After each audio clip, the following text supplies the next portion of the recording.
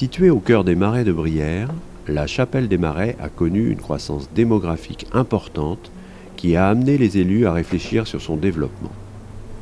Nous rejoignons Joël Gimbert, architecte, qui, en collaboration avec Ronan Desormeaux, paysagiste urbaniste, a réalisé tout un travail à partir de la révision du PLU sur l'aménagement des espaces publics du centre-bourg et la réalisation de la médiathèque qu'il nous présente aujourd'hui. Notre réflexion a été de se dire, voilà, on a un bâtiment patrimonial qui est l'ancien presbytère, auquel les Marais Chapelains tenaient beaucoup. Comment on vient s'y accrocher? Donc on a d'abord raisonné en termes d'espace public, d'intégration vraiment au lieu, au paysage. Moi je dis souvent que l'architecture, ça doit démarrer par un regard sur l'urbanisme et le paysage, avant de devenir un objet intégré plus ou moins bien dans un espace, quoi. Donc c'est précieux pour un architecte de travailler sous l'angle de l'urbanisme et du paysage, parce que je pense que moi personnellement ça a fait évoluer au fil des années mon regard sur en fait l'impact et le sens qu'on pouvait donner à notre intégration, à notre greffe dans le paysage.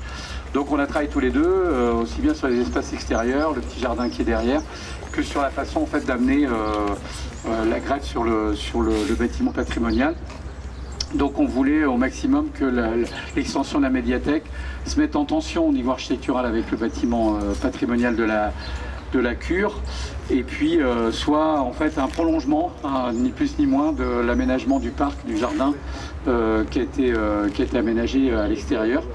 Donc la réponse architecturale a été vraiment assez silencieuse, assez modeste, humble au sens de son impact.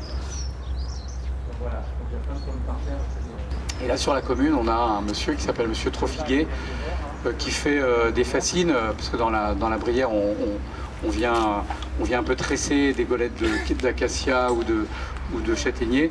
Et moi je me suis dit, tiens, ça serait amusant si jamais il acceptait d'intervenir sur le projet. Donc je suis allé le voir, je lui ai dit, donc il fait des clôtures et des choses comme ça.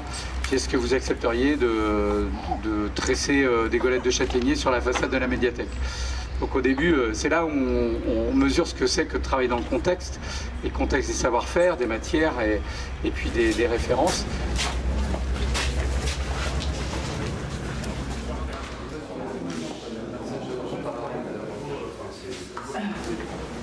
Donc c'est cette relation dedans-dehors que moi je trouve intéressante dans ce projet, avec là aussi des petites courettes. Donc moi j'aime bien les transitions, je trouve que c'est intéressant de graduer ces transitions, et ces transitions de dehors-dedans amènent bien la réflexion du rapport de l'architecture avec l'urbanisme et le paysage.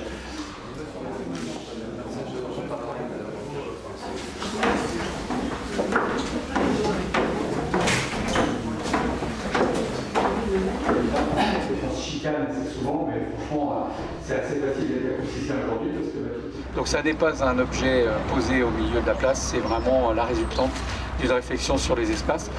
Et donc on a poursuivi sur certains projets qui sont développés l'accompagnement de la réflexion urbaine auprès des opérateurs. Donc c'est vrai que c'est dans le temps qu'on juge vraiment de la qualité de l'intervention des acteurs, et qu'il faut du temps, et aujourd'hui il y a toujours cette poursuite des impulsions qu'on avait données à l'époque avec la nouvelle équipe municipale. Et ben, sur le paysage, je trouve que c'était très intéressant de voir comment le métier peut être complémentaire, comment les métiers peuvent être complémentaires et conduire à un projet. Et c'est aussi la qualité du projet, c'est certes l'architecte qui a mené à bien son travail, mais c'est aussi la réflexion commune, plusieurs regards, ouais, c'est pas mal. Nous reprenons notre itinéraire pour nous rendre à l'entrée de la ZAC du Clos du Moulin, où nous retrouvons le maire de la Chapelle des Marais, Franck Hervy. On va pénétrer dans le Clos du Moulin. Donc là, c'était pas, comme on nous a posé la question, c'était pas une route, hein, c'était vraiment le chemin, et on a conservé ce chemin en étoile en essayant de garder les arbres les plus beaux, les belles essences. Donc, voilà. Situé en plein centre-bourg de la commune, cette opération portée par la Carène, communauté d'agglomération de la région nazérienne et de l'Estuaire, se démarque par la volonté de créer un nouveau quartier avec une forte ambition en matière de qualité urbaine et architecturale, et ceci dans un cadre naturel préservé. On disait 72 habitations. Sur un peu plus de 4,5 hectares. Ouais. C'est ça. Donc là vous avez du locatif public, hein. C'est les derniers qui ont été lancés, mis en place par Silène. Et donc vous verrez sur la zone, on en a ici aussi, en accession. Là, accession de l'autre côté, tout ce qui est embardage bois, ce qui est vers nous c'est accession et de l'autre côté c'est du locatif. Je trouve que moi ça me plaît bien, puisqu'en fin de compte, on intègre déjà du privé et du locatif. C'est calme, c'est reposant. Ils ont conservé tout ce qui est végétation, les arbres en l'occurrence. Il y a un cheminement piéton qui peut desservir beaucoup de pavillons, beaucoup de maisons. Et puis en même temps, je trouve que voilà, c'est reposant comme endroit.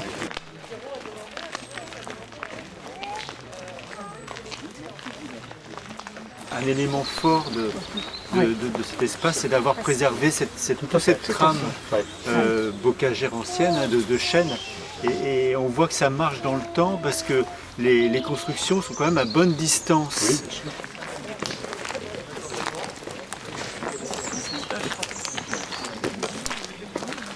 Je trouve qu'il y a pour moi c'est un exemple en fait d'aménagement avec une densité comme de 14 logements à l'hectare comme on veut sur ma commune. Et après je suis frappé par la diversité en fait de tous les bâtiments, les latitudes individuelles qu'il y a.